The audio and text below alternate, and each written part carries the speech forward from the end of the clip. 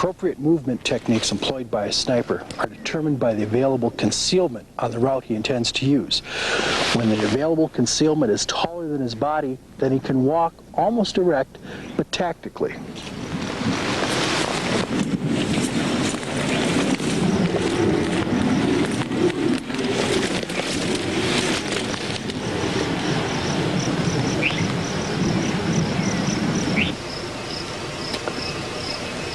Here, the spotter is leading the team through moderately high brush, and he's using a crouch walk, again moving tactically, taking advantage of the available concealment on his route.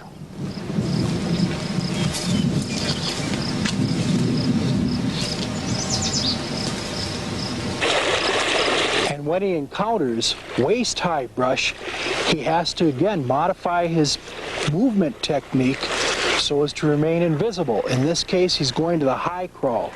What distinguishes the high crawl is that his elbows are not on the ground. He's walking on hands and knees.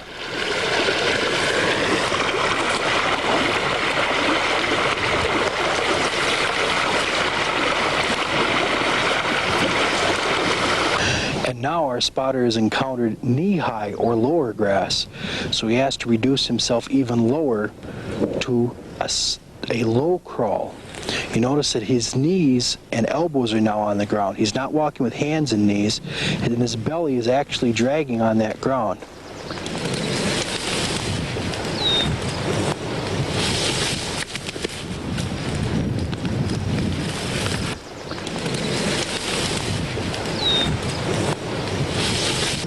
The lowest and slowest movement technique of all is called the sniper crawl, in which the sniper's belly, his back, his head, everything is pressed as low and tight to the ground as possible, because available cover and concealment are so slight, and his only mode of propulsion is pushing with his feet and pulling with his fingers. This might be the technique that he'd use to creep across a road or through a very shallow fold in a field that bad guys would not think he could cross. Typically he'd be wearing a ghillie suit, but to demonstrate we'll be doing it without a ghillie suit. There's really no mystery to stalking. It's just common sense. That is, applying the proper movement technique to the kinds of cover and concealment that are offered to you by the terrain. Let's look over here to our right. Let's assume that we've got a sniper team around the edge of this hill that intends to transit the low ground in front of us, relatively open terrain, intends to transit it and eventually arrive at the top of that hill where they intend to place a hide for engaging targets off in the distance. Let's look at how they would divide up this route into legs and apply movement techniques.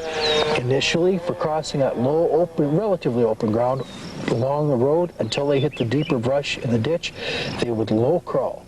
This first leg is low crawling. The second leg, once they're down in that brush and ditch, they could move at a high crouching walk, much more comfortable, faster movement technique until they get to the shortest distance between the parallel tree line and this ditch. They would low crawl across this third leg. Once they're in that cover and concealment of the tree line, however, they can go back to a crouching walk and very quickly go to the point in that tree line closest to the base of that hillside or cliff, and again they would low crawl across that relatively open ground, merely matching common sense to the opportunities that are before them. A hide is a position from which a sniper engages targets. Usually it's a temporary position. A sniper is looking for concealment and cover. But the first criteria that a sniper uses in selecting where that hide will be is whether or not he can engage targets within the sector he wishes to. Look at this expanse before us. Between the roads and trails out there, there are probably a good number of likely locations that we would detect targets. But let us say we went with a cover and concealment of that lone tree. Sure, there's some shadow there, there'd be some ballistic protection, it's in low ground, you've got tree trunks, you've got foliage, but it is so conspicuous that I guarantee you, anyone who takes a shot from anywhere in that general area instantly will counter fire, they'll maneuver against you, they'll try to call suppressing fire. Instead, looking in the opposite direction, still about the same distance from our sector, are many trees, many opportunities, confusion. When a bad guy hears a shot from this general area, he will not be able to pinpoint the sniper's location. And now we take into consideration another important criteria, and that is having an escape route. After taking perhaps 2 or 3 shots, that sniper team can low crawl through the heavy brush along the base of that finger, go over a short saddle, then they've got continuous ballistic protection to their front.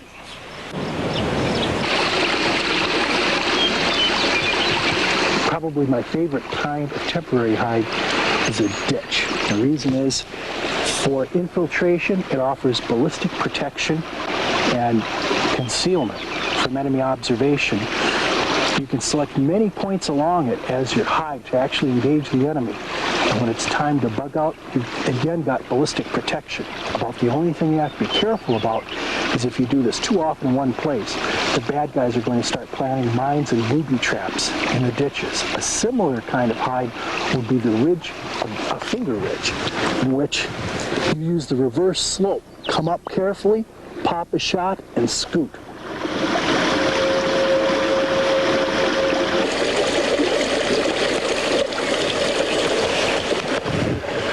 How many rounds should a sniper fire during an engagement? That's long been a source of contention and barroom arguments among snipers, and there are no clear, fast rules. But think about this.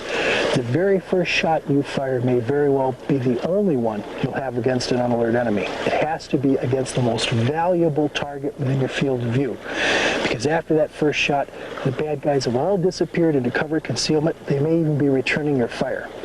The second shot gets iffy. I mean, you might have a valuable target out there that's worthy of it. But a third shot, they're all alert, they're waiting. And they know such things as crack, bang as well. So that third shot is probably the max. It might even be dangerous. But just as there seem to be steadfast rules for many things, there are also exceptions. The biggest exception I can think of is a 5-day engagement during the Vietnam War by a gentleman really worthy of the term, the ultimate sniper, Gunnery Sergeant Carlos Hathcock.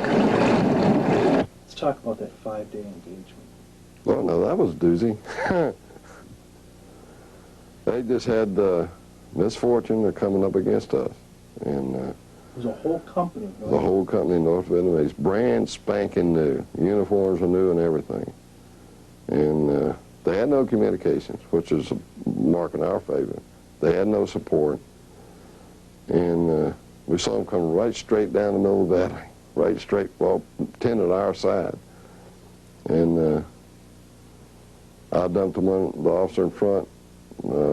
My observer dumped the one in the back, which, you know, they had no leaders except one more. There was one more. And he chickened out after we dumped about 3 or 4 and took off running, which not conducive to good health.